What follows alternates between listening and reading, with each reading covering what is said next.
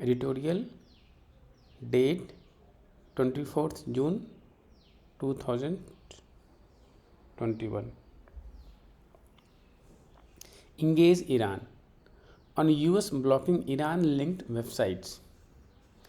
Blocking of Iran-linked websites does little for efforts to revive a deal and reverse sanctions. The US decision to block dozens of Iran linked websites at a time when both countries are trying to revive the nuclear deal is a necessary provocation. The US has accused the sites, including Iran's state-owned press TV, of spreading disinformation. In the past, US had cracked down on Chinese and Iranian media over similar allegations.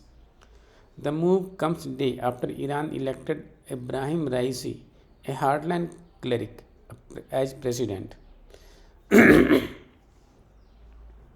election of Mr. Raisi, who has been sanctioned by the US for his alleged role in the execution of political prisoners and other rights violations, has already escalated tensions between the two countries.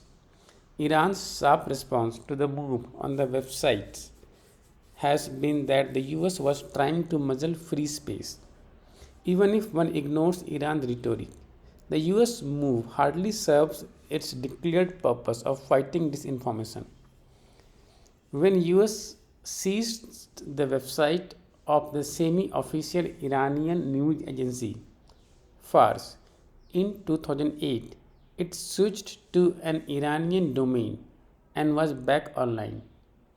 The US should not act like despotic regimes that take knee-jerk actions towards media platforms with critical coverage. The way to fight disinformation campaigns is to promote information and strengthen independent journalism. Besides aiding the Iranian narrative that America remains hostile, the US decision could also create hitches in the diplomatic process underway. The Biden administration had hoped for reaching an agreement with Tehran on reviving the nuclear deal before the June 18 Iran presidential election.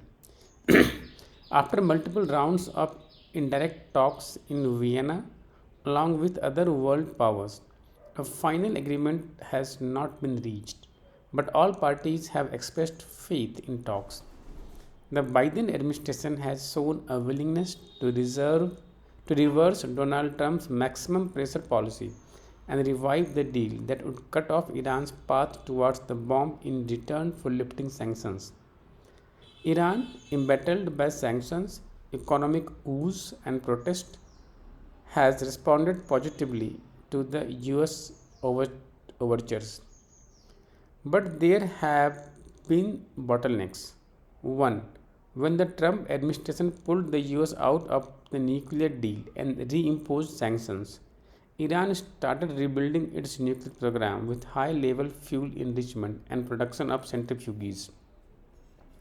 Now the US wants Iran to return to the terms of original agreement, while the Iranian wants the sanctions lifted first.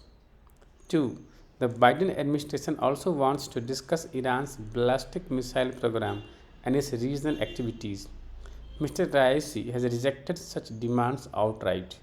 Known for his hardline domestic and foreign policy views, he would take over the presidency in early August. Mr. Biden's best chance to revive the nuclear deal is to do it before then. Both sides should focus on the diplomatic path, aimed at achieving a pragmatic agreement first and addresses the most critical issues: Iran's expanding nuclear program and America's sprawling sanction regime.